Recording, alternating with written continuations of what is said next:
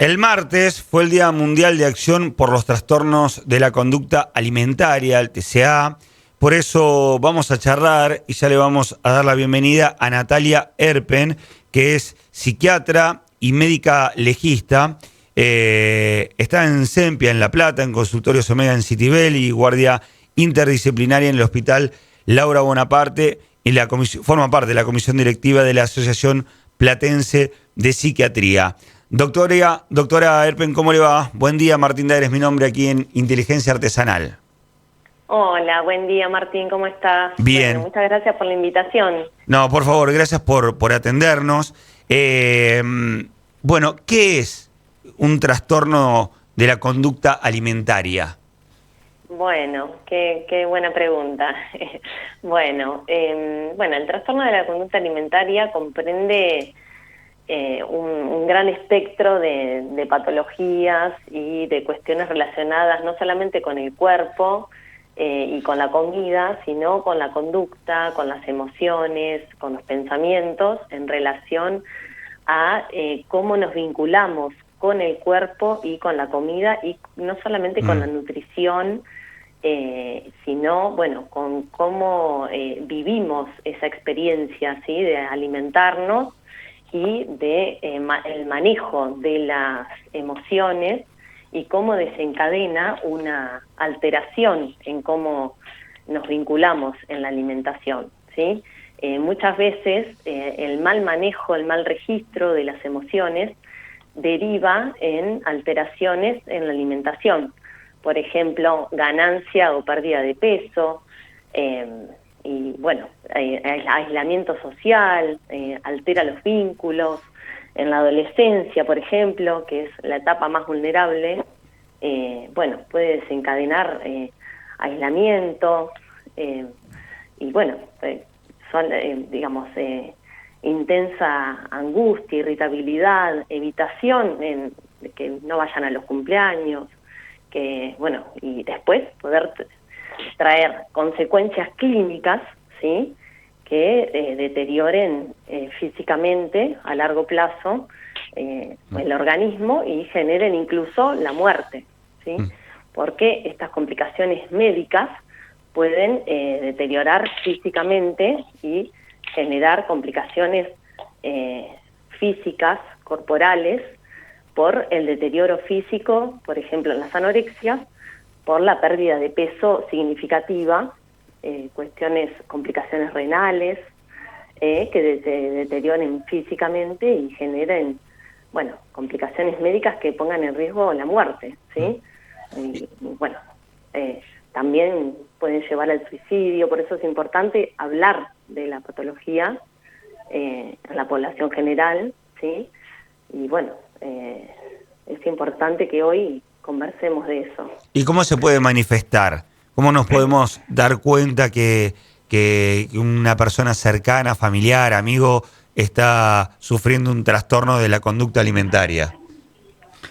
Bueno, depende de las edades, ¿sí? Cuando hay personas que sufren mucho en su interior y no lo pueden manifestar a ese malestar, sostienen su trabajo, sostienen sus actividades en el colegio, y otras que empiezan a manifestar, por ejemplo, pérdida o ganancia de peso repentina, usan la ropa más amplia para que no se note que van bajando de peso, otros que suben de repente mucho de peso, otros que no se nota nada, no hay cambios en el peso ni en el cuerpo, otras personas que dejan de, por ejemplo, las mujeres, que es mucho más común en las mujeres que en los hombres, entonces las chicas dejan de menstruar varios meses y no lo transmiten ni a sus amigas, ni a sus amigos, ni a su familia, y se pierde el registro de la menstruación. Eso puede traer complicaciones óseas, fracturas, por ejemplo, van a hacer las compras, levantan una bolsa pesada, se fracturan, terminan la guardia con una fractura, una adolescente, joven, adulta joven, y ahí debemos sospechar, ¿sí?, como médicos clínicos en una guardia, sospechar que hay algo más, hay una malnutrición de base. Bueno, después, por ejemplo, a la hora de la comida, los adolescentes, en el momento familiar de sentarse en la mesa, enojos, angustia intensa, irritabilidad a la hora de la comida, y ponen excusas o empiezan a jugar con la comida, rituales extraños de revolver la comida, separarla, y eso deriva en evitar ese momento de la comida, levantarse de la mesa en forma sistemática y evitar esa comida, listo, entonces evitaron una ingesta y así van bajando de peso por evitación. Otra cuestión, por ejemplo, son los atracones.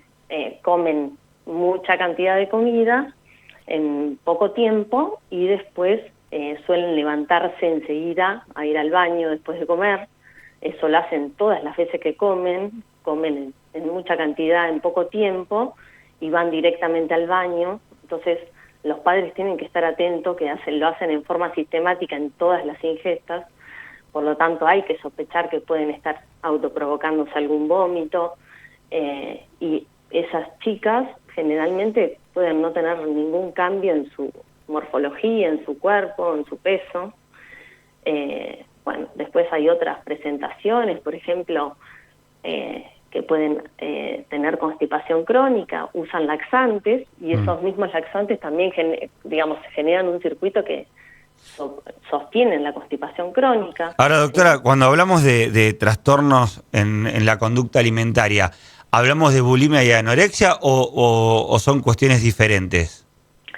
Sí, bueno, las cuestiones restrictivas, sí. O sea, las cuestiones que saltean comidas, ingestas, que no quieren comer, que tienen miedo a engordar, esas son las cuestiones, digamos, de anorexia, que hay distintos tipos de anorexia. Sí. Después, cuando hablamos de bulimia, hablamos de cuestiones pueden ser atracones o no, ¿sí? Con periodos de conductas compensatorias. Las conductas compensatorias pueden ser los vómitos autoprovocados, también pueden ser ejercicios excesivos, por ejemplo, esas personas que comen una medialuna de más y ya tienen que ir al gimnasio 3 horas para compensar esa medialuna o ese pedazo de torta cuando fueron al cumpleaños que comieron. Claro. Eso se llaman conductas compensatorias. ¿Sí? En la mayoría de los casos hay una cuestión psicológica. Claro, la mayoría, digamos, se sabe que un 50% de, más o menos, aproximadamente, de los trastornos de la conducta alimentaria tienen que ver con cuestiones genéticas, y otro 50% son desencadenantes psicosociales. ¿Sí? Hoy en día la población adolescente, bueno, y adulta, joven y adultos también, estamos atravesados por cuestiones, digamos, de las redes sociales, por cánones, cánones estéticos e influencias, digamos, de modelos impuestos de belleza y físicos, y bueno, esos son los ideales a seguir, y la gente y los adolescentes quieren esos cuerpos y hacen todo lo posible para llegar a eso, ¿no? Y bueno, y hacen dietas extremas impuestas para llegar a esos ideales. Y bueno, también está otros trastornos, por ejemplo las vigorexias, que son personas que quieren aumentar su masa muscular a cambio de estar todo el día en el gimnasio. Pueden pasar horas y horas en el gimnasio con tal de aumentar su masa muscular. Después existen otros trastornos como la ortorexia, que son aquellas personas que no pueden salirse de, solamente consumen alimentos que son puros o extremadamente saludables, o sea, no existen los permitidos, no pueden ir a un cumpleaños o a un evento social y comer algo fuera de que no sea saludable, ¿sí?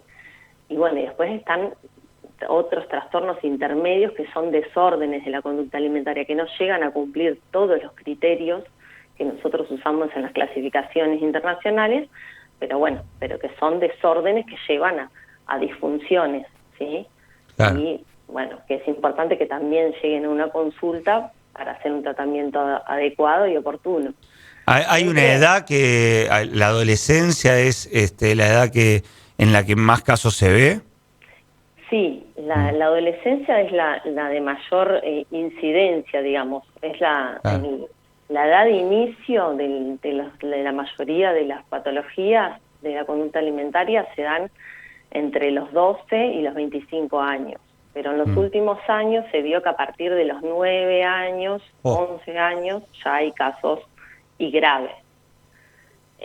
Y también en comorbilidad con otros trastornos psiquiátricos, como, bueno, trastornos de ansiedad, trastornos de depresión, muy graves, que incluso a veces requieren internaciones en psiquiatría por intentos de suicidio o por patologías complicadas clínicamente. Doctora, como mencionamos antes. ¿qué le parece que pueda agregar sobre este tema que considere importante? Que hay muchas personas que están del otro lado escuchando. No sé cuánto se conoce del trastorno de conducta alimentaria. Creo que a todos nos puede sonar TCA, pero no sé cuánto en profundidad sabemos al respecto. Sí, es importante, digamos, ir en reconocer las falsas creencias de que los TCA solo ocurren en personas que son extremadamente delgadas, ¿sí? Eso invisibiliza otras patologías, que son los atracones, que es la bulimia, que es la anorexia atípica también, que no necesariamente son personas que tienen ese miedo a engordar extremo y que son delgadas en forma extrema, pueden tener un peso normal o incluso sobrepeso, y eso retrasa las consultas médicas, las consultas en salud mental.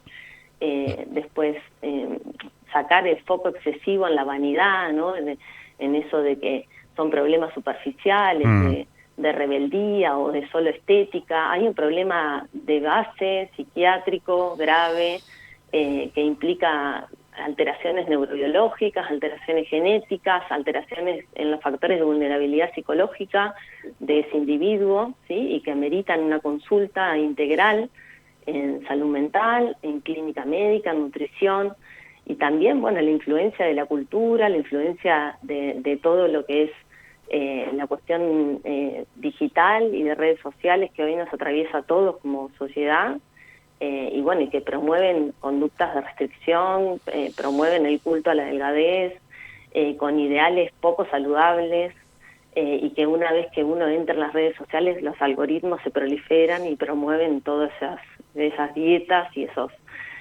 esas cuestiones, ¿viste? Mantienen esos algoritmos y bueno, y bombardean, ¿no? En algún punto. Y bueno, lo importante es que la persona que está escuchando que pueda registrar que si su cuerpo, si sus pensamientos están todo el tiempo en torno a su cuerpo, a su peso corporal, a la comida, a la alimentación, y generan angustia, generan culpa, generan obsesión, y esos pensamientos ocupan la mayor parte del día y llevan a que se aísle de su entorno, a que no pueda concurrir a eventos sociales, a cumpleaños, y que en algún momento también se manifieste en no poder sostener algún espacio académico, en el colegio, en el trabajo. Bueno, tiene que hacer una consulta para ver si está teniendo algún trastorno y, bueno, para recibir una ayuda profesional. Doctora, muchas gracias, muy amable. Bueno, de nada, que tengan un buen día. Gracias igualmente. La doctora Natalia Erpen es médica psiquiatra. El martes 2 de junio fue el Día Mundial de Acción por los Trastornos de la Conducta Alimentaria y de este tema charlamos con la doctora Erpen.